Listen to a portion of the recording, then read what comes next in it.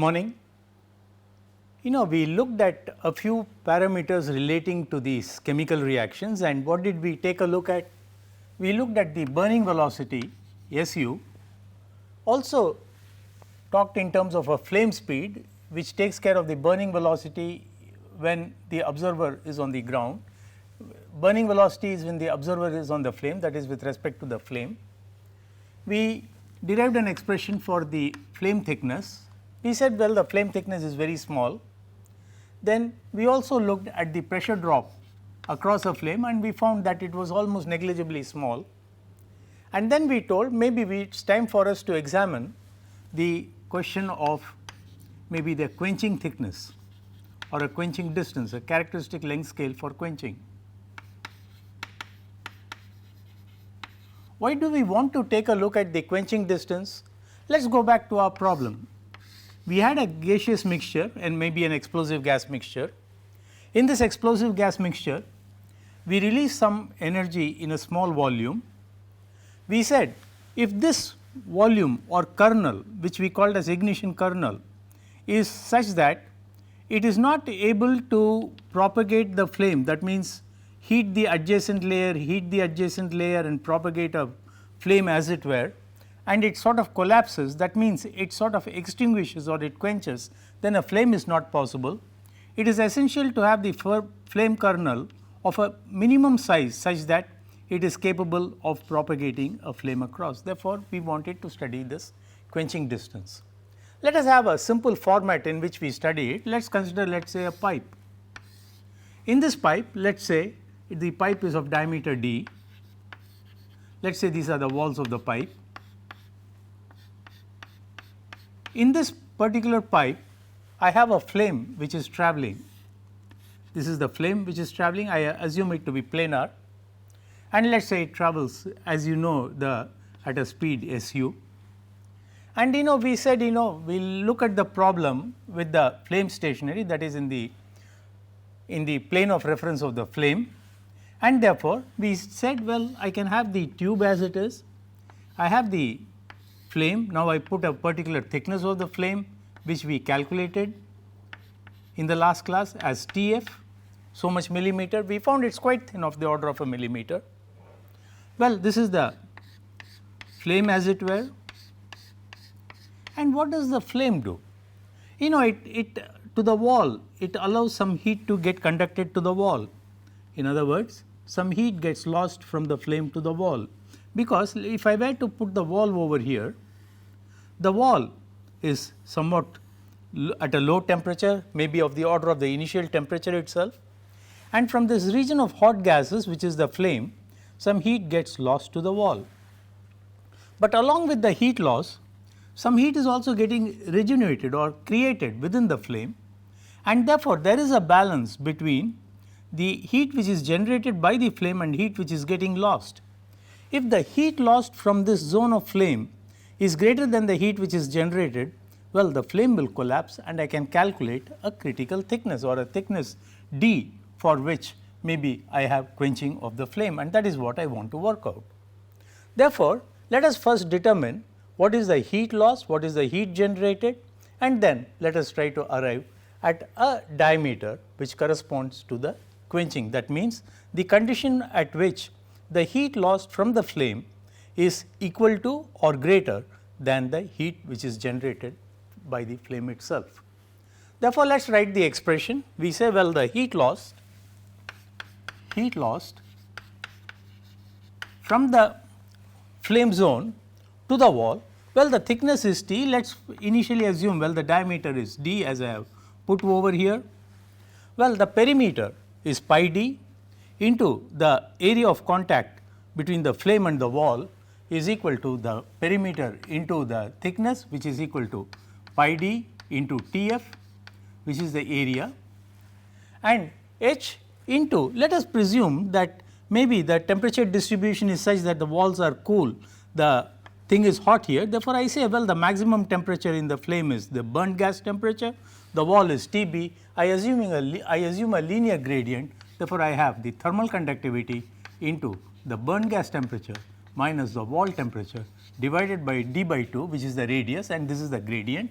I linearize it. After all, I am interested in the trends, I am looking at this. Well, this is the heat lost from the flame to the wall.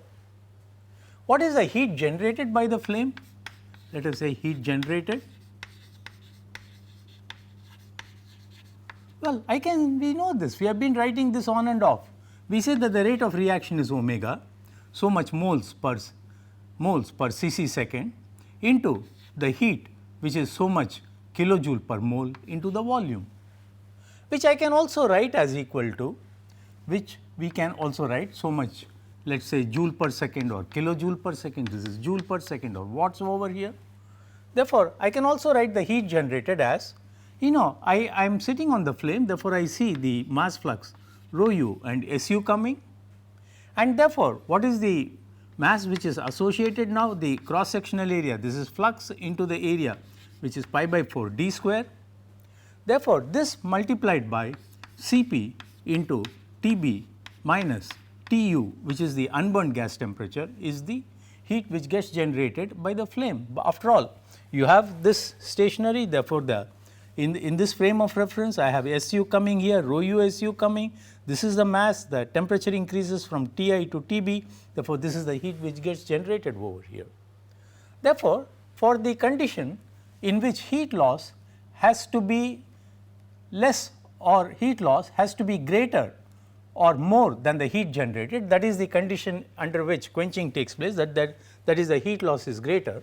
I have the condition, well, pi d into Tf, this is the area, into the thermal conductivity, into Tb minus Tw, that is the wall temperature, divided by d by 2, must be greater than or equal to the value of heat generated, which is equal to rho u SU into pi by 4 into d square into I get Cp into Tb minus Tu. Well, I want to find out the critical condition, and the critical condition is, well, it must be equal to it, and when does it become equal? When the diameter becomes equal to the quenching thickness, that is, it is just equal, that is, the heat loss is just equal to the heat generated. Well, in that condition, I say d is equal to d quenching thickness, and therefore, what I put here? Well, I put here, this is d, this should have been small d over here, because that is the diameter I am considering. Therefore, I have small d over here, and therefore, what is the condition I get? I get dq over here, I get dq over here, I get dq over here, or rather I have to solve this particular expression in which I want to determine the value of the quenching thickness. Immediately I find, well, for this particular expression, when I put dq, this becomes equal to sign, because I am considering the critical condition. Therefore, if I were to solve this, well, I find dq and dq cancels over here. I also find the value of pi and pi gets cancelled, and what is left is I have the value of Tf here, I have thermal conductivity here. Well, I also find Tb minus Tw, and I have Tb minus Tu here. See, initially the temperature at the wall is going to be something like the initial temperature or the unburned gas temperature. I can approximate Tw as equal to Tu, and therefore, I can cancel these two terms. Therefore, under this condition, that maybe for Q it becomes the equal to sign, what is it I get? I get K into Tf, and this is multiplied by 2, because this is dq by 2 is equal to, I get rho u into Su into divided by 8 over here, divided by 4 over here, into dq square into Cp. Therefore, from this expression I immediately see, well, I have accounted for all the terms here, except for those which are cancelled. Therefore, I get dq square divided by Tf is equal to dq square divided by Tf is equal to 8k divided by rho u Su divided by Cp. This is the expression for the quenching thickness square divided by the flame thickness. This is what I get. But if we go back to last class and see what was the value of Tf, we said, well, the thickness we derived for the flame thickness, which we said is small, was equal to the thermal diffusivity divided by the flame speed, which we could also write as K divided by thermal diffusivity was K divided by rho Cp or rho u Cp into SU, or therefore, I can write this. I have K divided by rho u into Cp is alpha divided by this. Well, this becomes equal to 8 into Tf, and therefore, this particular expression now becomes dq, let me use this part, dq square divided by Tf square is equal to 8, or rather dq by Tf is equal to root 8.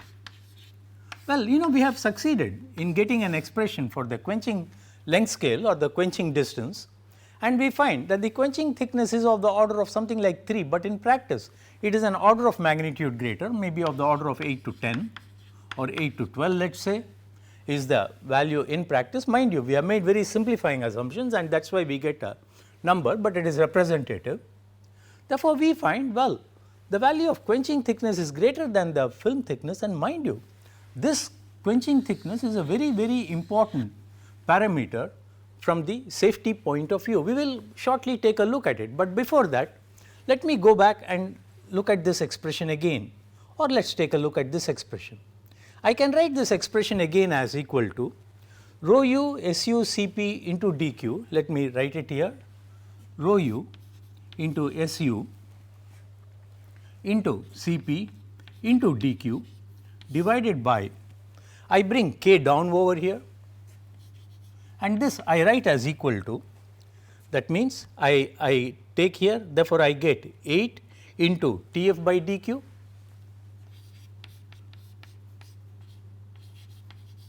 but just now we told, see, dq by Tf is a constant, we arrived at 8, we said it is equal to this. I can as well write dq by Tf is something like a constant which is of the order of, let us say, 10 or so. Therefore, well, dq by Tf, I have this value, therefore, I can say this particular parameter which contains the quenching distance is a constant k, and what is this representative? Let us take a moment off and take an expression this. At the bottom I have thermal conductivity. If I were to multiply thermal conductivity by something like Tb minus T ambient, well, and I also bring dq from top at the denominator over here, dq, such that I eliminate this, well, it gives the conduction heat transfer, and if I multiply by the numerator also by Tb minus Tw, and therefore, this I have brought down, I have rho u Cp into Tb minus Tw in the numerator, which is something like a convection, that is, the flame is moving or the burning speed is Su, this is the convection what you have, this is the conduction what you have, and therefore, we are talking of something like a convection heat transfer divided by conduction heat transfer, which gives me a value of C, and this convection heat transfer divided by conduction heat transfer is known as Pecklet number. Therefore, we say for quenching to take place, Pecklet number has a particular value, and I can use the Pecklet number to be able to determine by quenching thickness. But for us, well, the expression dq by Tf is a constant, and this constant is of the order of 10, is sort of something which is very representative. Why is quenching thickness so important? Not only can I get into my problem which I set out to do to be able to get my ignition energies, which we will shortly do, I just want to spend a moment or two. Mind you, when we were in our school days, we heard of something known as a Davy's safety lamp. What is this Davy's safety lamp? Let us quickly review this.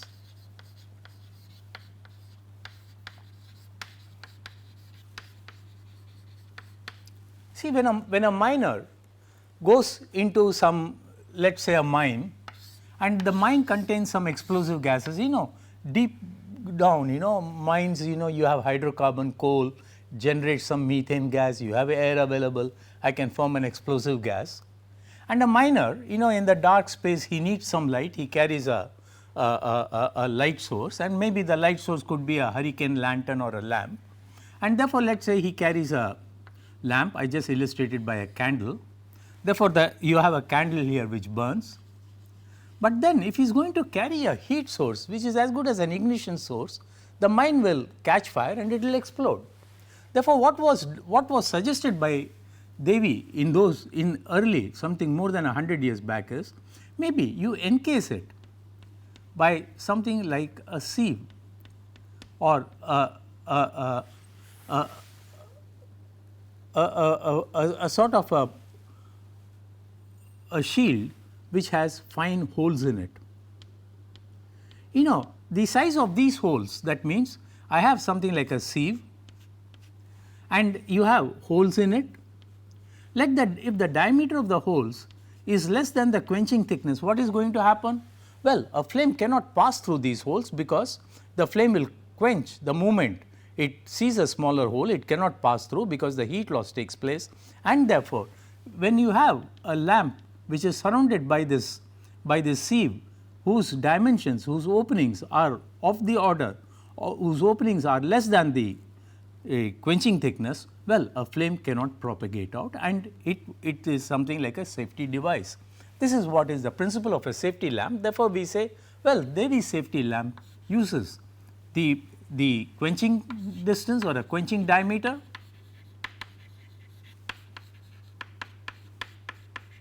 to make it foolproof. It cannot explode the gas, and even if the gas comes over here, you know, after all through the holes it will come over here, it can burn over here, but it cannot go and cause a catastrophic explosion in the mine. In fact, this quenching thickness is also used, like we have the Olympic torches these days, you know, and what happens, you have the Olympic torch which has a huge flame, and you know, you have to carry it, maybe you want to carry it in an aircraft, you want to carry it at different places, and you know, as a shield, if I can put something like a sieve whose dimensions are less than the quenching thickness of the gas which I am considering, suppose a medium is somewhat explosive, then you know, I am safe, you know, I will not really go and make the ambient catch fire, and this is how a quenching thickness is applicable.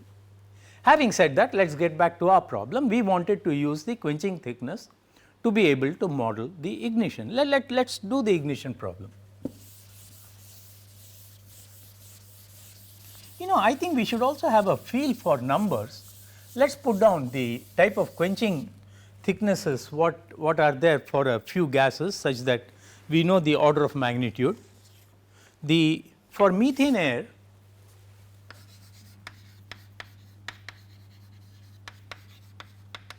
the quenching thickness dq is around 2.5 millimeters.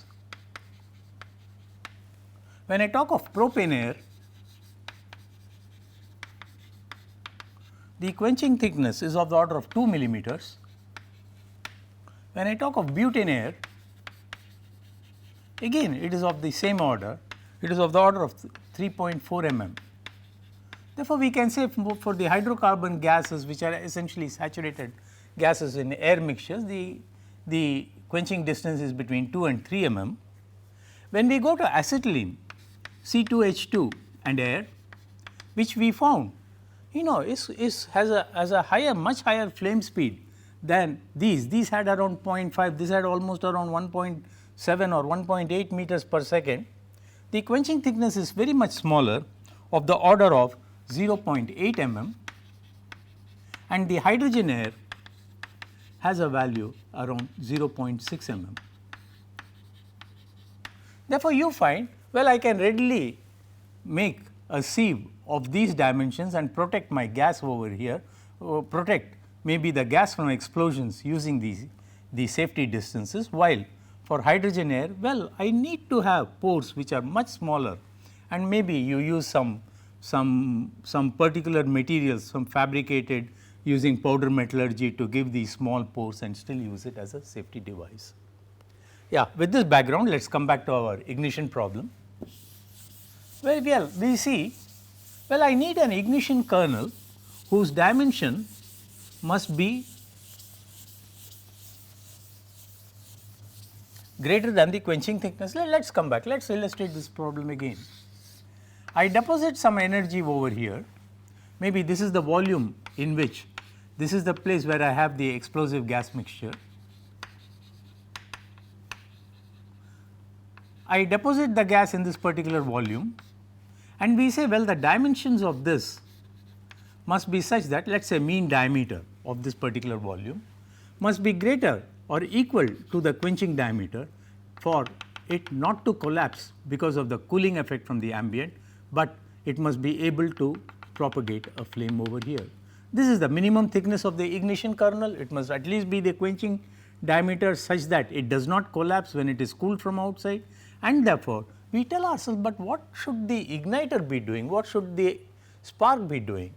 The spark should be able to ignite the next layer of gas, the heat which is being transferred out, and not only the heat which is being transferred out, maybe the concentration of active species which are being transferred out to the immediate next layer, which I show by this particular shaded portion over here, it is the next portion, must get ignited by this kernel whose diameter is, let us say, dq. And what must be this thickness? Well, it must be the order of thickness of the flame. Therefore, it must be able to ignite a segment, or let us say an annular spherical volume of thickness Tf. We know, well, Tf is small, well, Tf is of the order of 0.1 mm or so. This dq could be of the order of, as we said, around 2 mm, maybe if it is hydrogen it is small, but anyway it has to ignite the next one, and what will happen?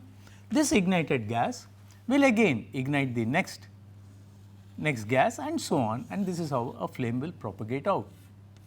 Therefore, what is the mass of gas which the kernel must ignite? Well, the volume of this spherical shell which surrounds it is equal to pi by 4. No, we are talking of a spherical shell.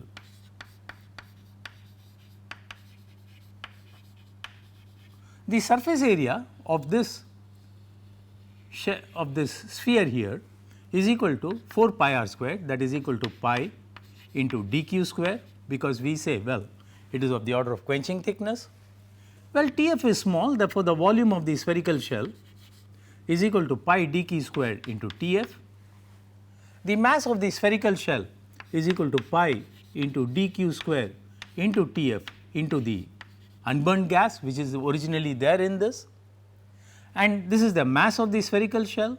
You multiply by Cp, which is the thermal mass of this spherical shell over here, shown in color over here. And what must the gas do? It must get sufficient heat such that it is able to increase its temperature from the initial value to say about the burned gas temperature, and therefore, this must be equal to Tb minus Tu, and this will be the energy required for ignition. That means, for ignition I need to form a particular kernel or a volume whose dimension is of the order of the quenching thickness, and the heat from this, or the heat and concentration from this, should be able to form a flame of thickness Tf, and such that propagation continues from layer to layer over here. Therefore, the energy required is the energy content within this kernel, and the energy content should be equal to pi d squared Tf into rho u. It is not the energy content within this which is important. The energy content must be able to ignite the gases whose thickness is Tf, and therefore, we say, well, the ignition energy is so much, and this we call as equal to the minimum what is required, minimum ignition energy, or simply MIE. See, we must remember this, because see, we are interested in igniting the neighboring thickness of a distance equal to Tf using this particular kernel. Therefore, well, we write the expression, well, minimum ignition energy, let us say in joules, is equal to, now I say pi dq square. Why is it minimum? Because I am considering the minimum thickness. Any diameter greater than this is going to ignite. Therefore, it is minimum ignition energy in joules, pi dq square into Tf into rho u into Cp into Tb minus Tu. Well, I can simplify this expression and write this as equal to, well, I know, we just now said dq by Tf has a magnitude, is a constant value, is about an order of magnitude greater. We found from theory it is equal to under root 8. Therefore, I can say dq or Tf is equal to dq by C, and I can rewrite this expression by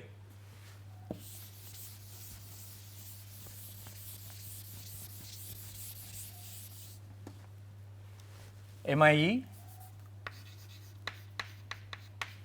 is equal to pi dq.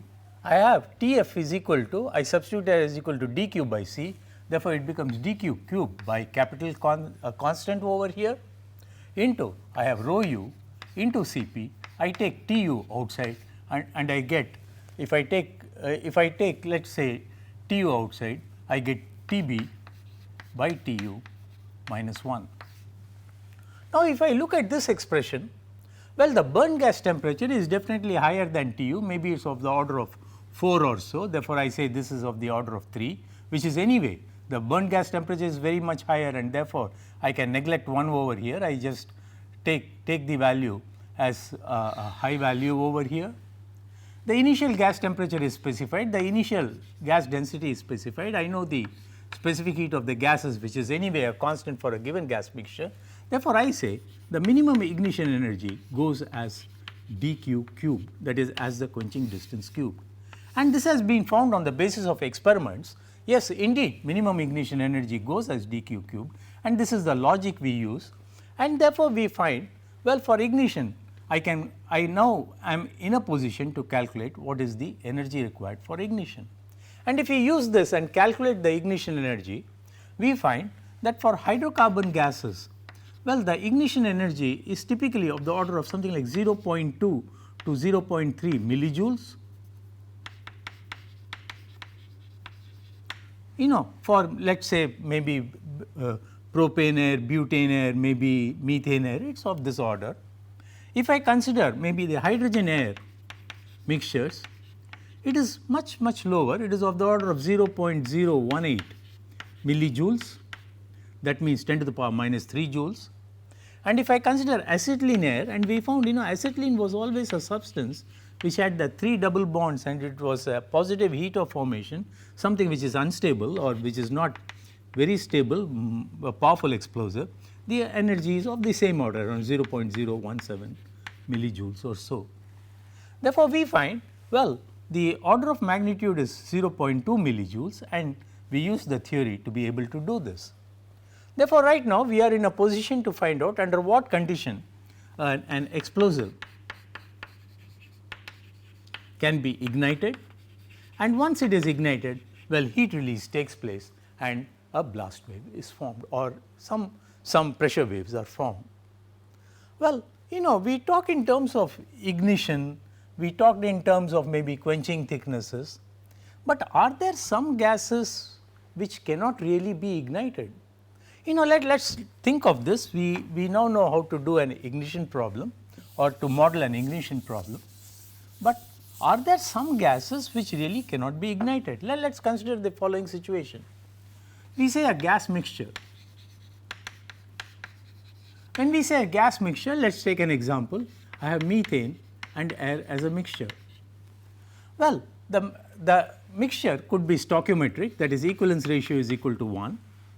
Well, it could be fuel lean mixture, it could have so much of air and very little of fuel, it could also be fuel rich.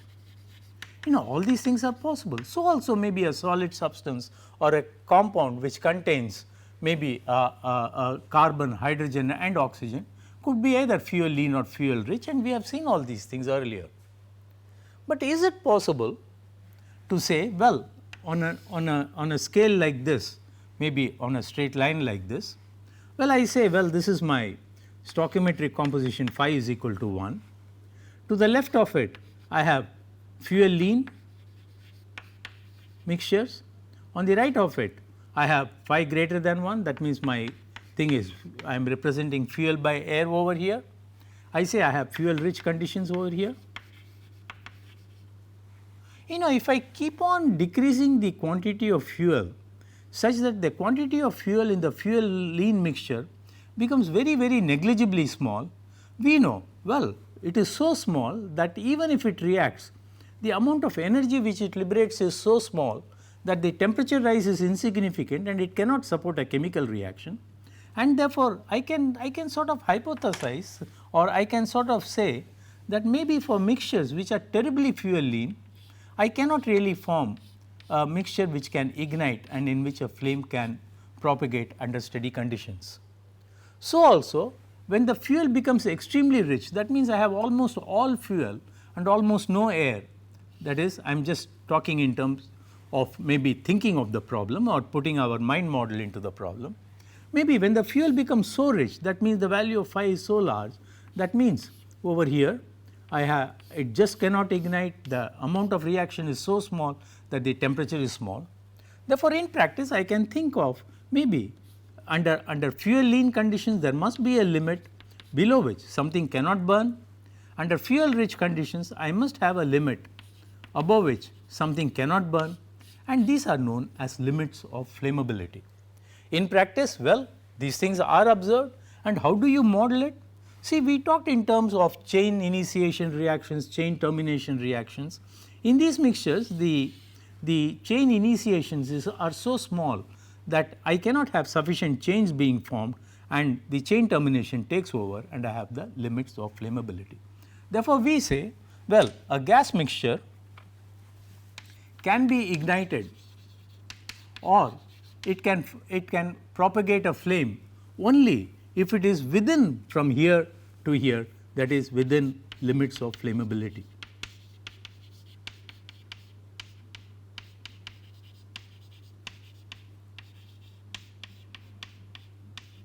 You know, this is a useful safety parameter. We will see this and how to calculate it out. Therefore, for all gaseous mixtures, we have maybe a lower limit, that means lean limit, you have upper limit for fuel rich conditions, and these we call as, let us put it down, we call it as lower limit of flammability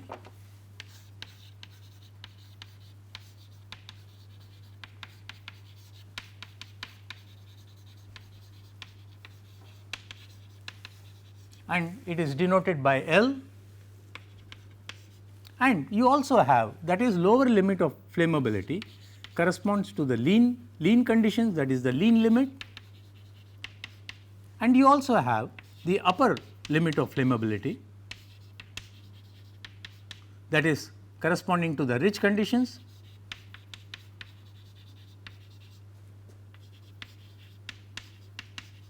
which I call as U upper, which corresponds to the rich conditions. Therefore, in practice I have two limits corresponding to the lean limit of flammability and the rich limit of flammability, namely L and U. And how do we specify them?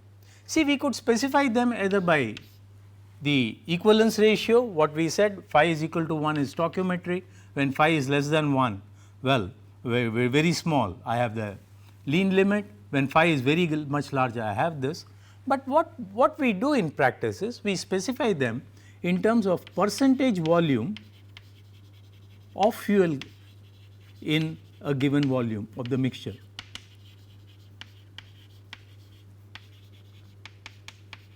Namely, percentage volume by volume is how the limits of flammability are expressed as. Let us do this, let us spend a minute or two, try to find out how we get the limits of flammability, then maybe we will take a look at some of the limits of flammability as has been determined in literature.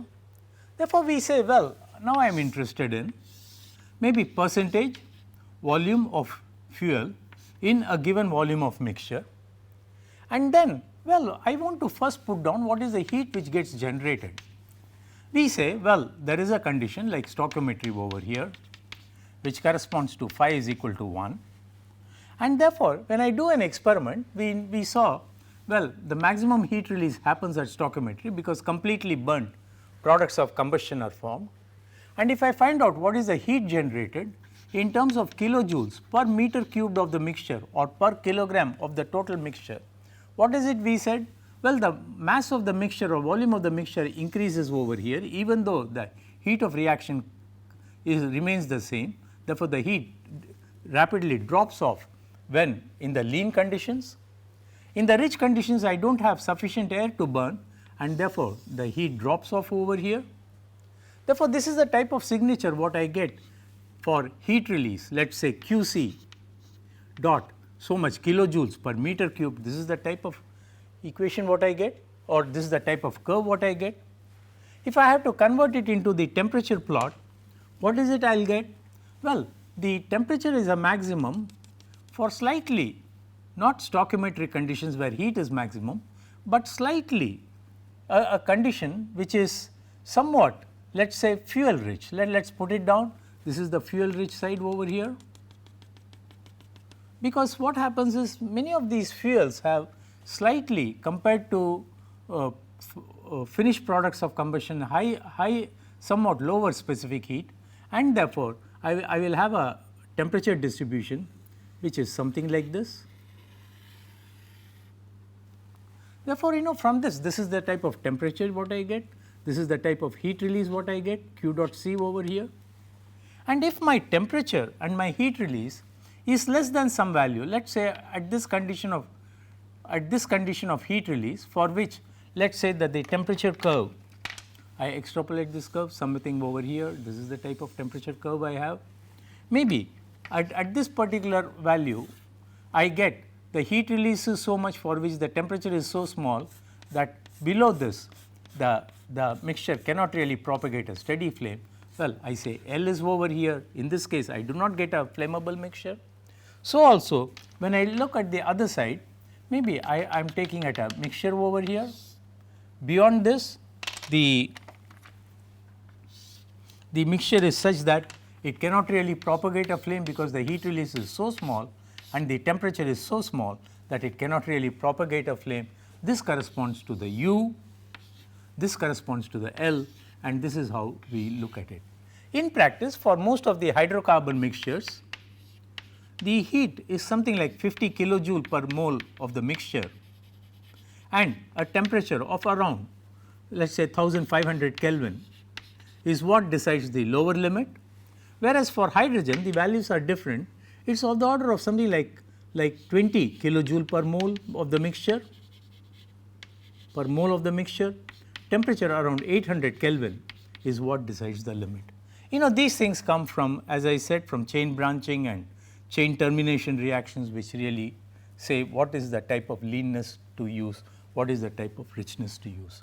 But L and U are very strong parameters, because if I have, let us say, an explosive gas mixture and it could explode, maybe I could sort of inert it and make it weak such that it is in this region and I am able to handle an explosive safely. And this is an important parameter, therefore, we say L and U are the lean limit of flammability and U is the upper limit of flammability, and it is specified in percentage volume of fuel divided by the volume of the mixture. It is not only possible to have the lean and rich limits of mixture only for the volume in volume, but also maybe as you reduce the pressure of the mixture, like what is it we are doing? Let us consider this simple thought experiment before we examine some values. If I have a volume of the mixture, given volume of an explosive, and I let us say it is a vapor air mixture or a gas air mixture, I keep on reducing this pressure. If I reduce this pressure, the concentration of the moles in this gas, that means concentration is N over V, the number of moles in this particular gas will keep decreasing, and if the number of moles of the gas are so small such that it cannot react further, well, I cannot really have a chemical reaction takes place, and this will again correspond to the low pressure limit or corresponding to the lower limit of flammability, and therefore, I can also have lower limit of flammability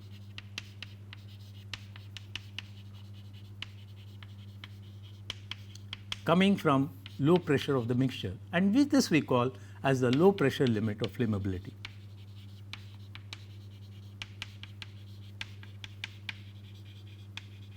Therefore, whenever we have these explosive gases which are formed under subatmospheric pressures, low subatmospheric pressures, well, they may not be able to propagate a flame.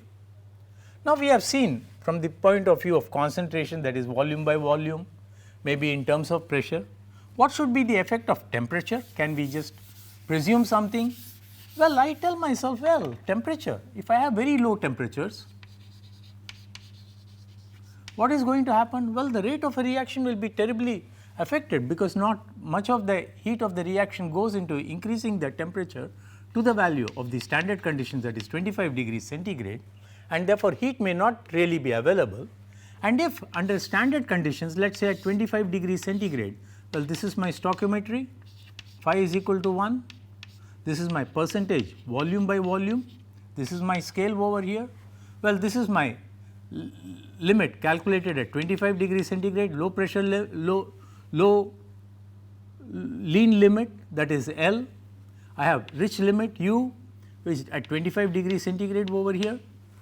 Well, if I were to plot on this, maybe at a low temperature of, let us say -5 or let us say 0 degrees centigrade, well, some heat has to go, and therefore, the lean limit will move up. That means, it will come to this, it will move in this particular direction. Well, the upper limit will come down, it moves over here at temperatures less than 25 degrees centigrade. If the temperature were higher than 25 degrees centigrade, what is going to happen? Well, using the same argument, I can tell, well, if the temperature is going to be higher than 25 degrees, I have more enthalpy in the gases, that is going to come as product gases. Therefore, the lean limit moves, becomes even more leaner. This is at a temperature greater than 25 degrees centigrade, and if the upper limit also moves outward over here. Well, let's examine some of these results for some gases and look at the expressions in the slides which I show now. Well, in this particular slide, you see the limits of flammability. It is given by percentage volume in a given volume, and on the y axis I show the minimum ignition energy. Why is it we show the minimum ignition energy? Well, if something is not flammable, the minimum ignition energy tends to a very large numbers, that is infinity. Therefore, at the limits of flammability, the minimum ignition energy is infinity, and therefore, I have U, that is a line over here, which is a very large ignition energy. I have U over here, that is the upper limit of flammability, wherein it is very large, and therefore, I have something like a U shaped curve coming over here, and these U shaped curves are shown in a plot of minimum ignition energy versus the fuel percentage volume in a given volume of mixture. Therefore, you find that for hydrogen air mixture, it varies between something like 4 percentage volume of hydrogen in hydrogen air mixture, and it goes right up to something like maybe over here something like almost 70 or so over here at the rich limit of flammability. If I consider something like methane air, if I look at methane air, well, this is the upper limit of flammability, it is around 12%. If I consider the lower limit, it is over here, it is of the order of something like 3% or so. This is the curve over here for methane air. If I take a look at propane air, well, this is the limit over here, lean limit of flammability of the order of something like 2% propane in propane air mixture, and if I go to the rich, well, it is somewhere over here. Therefore, what we observe is for different fuel air mixtures, we get these U type of curves, and the lean limit of flammability is here, rich limit of flammability is here, lean, rich, lean for hydrogen by the continuous line over here and here. And if we can operate the system within the lean limit or outside the rich limit, maybe for the particular gas mixture, well, there is no danger of an explosion, there is no chemical reaction taking place, but if we are within the limits, we must be careful. But we do get another message from this particular curve, and what is that message what we get? We find that at the lean conditions, whether it is methane air, propane air or hydrogen air, we are talking of energies which are almost comparable, which are quite high now. And we find, well, hydrogen, we always have a feeling it is a dangerous gas, but we find the limit of flammability of lower limit is around 4, and if you look at maybe propane air or if you took kerosene vapor, it is almost around the same value, and therefore, and whenever we have spills taking place, you cannot get we get only lean mixtures which are being formed, and therefore, from these curves we get a feeling that maybe hydrogen air mixtures which are formed by leaks are not that dangerous after all. It is as dangerous as any other gas which comes over here. Well, having looked at the lean and rich limits, let us go to the next one. This is where I said when the temperature is such that the temperature is higher than 25 degrees centigrade, I have more of the energy which is available. Therefore, the sensible heat which is higher is C into T minus 25, this is the energy available. More than this, C is the specific heat, T is greater than this, and therefore, the since more energy is liberated by the gases, well, the lean limit at temperature T should be less than the limit at 25 degrees centigrade. Therefore, if I have to convert it, I can say, well, L T by L 25 should be equal to, or L T is equal to L 25 minus some particular value corresponding to this. I put the standard heat over here, I get C divided by the limit at 25 degrees into the heat of combustion, and you sort of say, well, it must therefore have a dependence of L T by L 25 is equal to 1 minus the specific heat divided by the heat content at the standard condition into T minus 25, and if I do an experiment, I will find that L T by L 25, that is the lean limit at a temperature T which is higher than 25 should be smaller, and the value is 1 minus 0.0072 into T minus 25. If the temperature is going to be lower, well, this becomes negative, this becomes positive, and the temperature limit increases as we discussed earlier.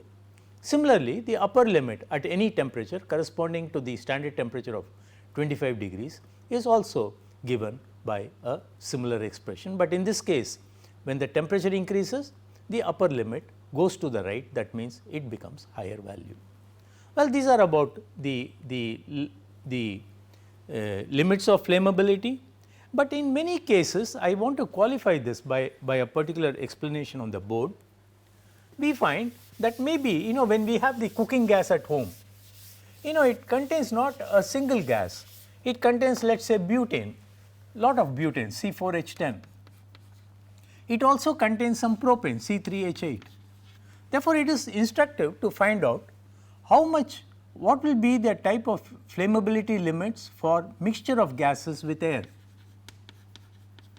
Therefore, when I talk of mixture of gases with air, it becomes difficult, because if the gases are similar structure, well, it is possible to use empirical expressions, but in which case I need the moles of this gas and do this.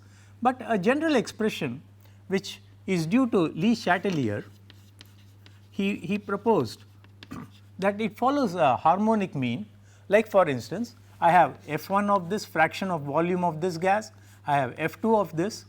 If the lean limit in butane air is, let us say, L1, if the lean limit in propane air is L2, well, for this mixture of gases, the limit for this mixture is equal to 1 over, I get F1 by L1 plus F2 by L2. And this is what I show in the slide over here. All what I say is, when I have a mixture of gases which contains maybe similar structure of gases, I have fraction F1, F2, F1 corresponding to gas 1, F2 corresponding to the combustible gas 2, and so on. I have F1 corresponding to nth combustible gas, and the lean limit of gas 1 is L1, the lean limit of gas is L2, and so on up to Ln. The limit for the mixture is given by the Le Chatelier's rule, which is L is equal to 1 over F1 plus F2 and so on up to Fn. And this is how we calculate the flammability limits, and using the flammability limits, well, I can find out, I can solve problems for maybe the conditions under which a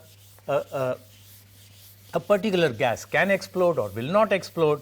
I can also find out the condition under which maybe a gas, if I have, is, let us say, an explosive.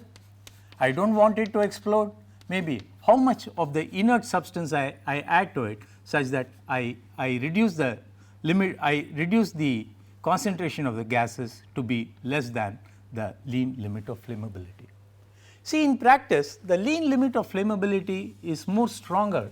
That means it is something which is an important parameter compared to U, because what happens is, whenever some leak happens in practice, I cannot really form a very rich mixture unless it is a very copious leak, but in general we always talk in terms of small leaks, and therefore the lean limit of flammability is an important parameter which we need to consider.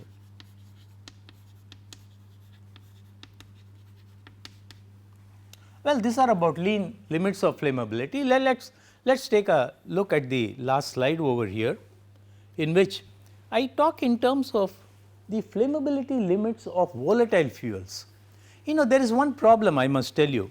See, if I look at this plot, I show temperature here and I show something like percentage volume by volume here. What is this? It is a little confusing, but let us try to analyze why this particular figure and what it means. I go back to the board. Well, I consider, let us say, petrol, which is available in the market as a volatile fuel, or I say kerosene, which is available. When I have, let us say, a can of petrol which is available, and let us say I increase the temperature of kerosene, what is going to happen? Well, on a cold day, the amount of vapor of kerosene is small, which is getting out over here. If the temperature is higher, I have more of the vapor over here. Therefore, the amount of the concentration of vapor which I can form, kerosene vapor, which I can mix with air, is higher when the temperature of the volatile liquid is higher. Therefore, whenever I consider something like a volatile liquid, the temperature of the volatile liquid will tell me what is the type of the mixture which I can form in the air above it. And if I form a mixture which is flammable, well, at this temperature to store petrol or to store kerosene is going to be difficult. Therefore, if I have an axis which is temperature, and on this plot on the y axis, now I say percentage volume of the vapor of this particular volatile liquid divided by the vapor of the mixture which can be formed. Now, over here I can say, as temperature increases, we say, yes, we saw that the limit of flammability decreases, L. We also saw, maybe in the rich limit, let's erase this top part over here. We saw, well, the U increases with limit of flammability. We also know, as the temperature of the volatile liquid increases, its vapor pressure increases. This is the vapor pressure curve. Therefore, where the vapor pressure, that means I form vapor as the temperature of the volatile liquid increases. At this confluence, that is the intersection of the vapor pressure curve and the L curve corresponding to this, what happens? I generate sufficient vapor which is just at the lean limit of flammability, and if I can increase the temperature just above it, I have sufficient vapor which forms mixture which is above the limit of flammability, and therefore, this corresponds to the temperature, that is the minimum temperature of the volatile liquid at which a flammable limit can be formed, and this temperature is what we call as the flash point temperature.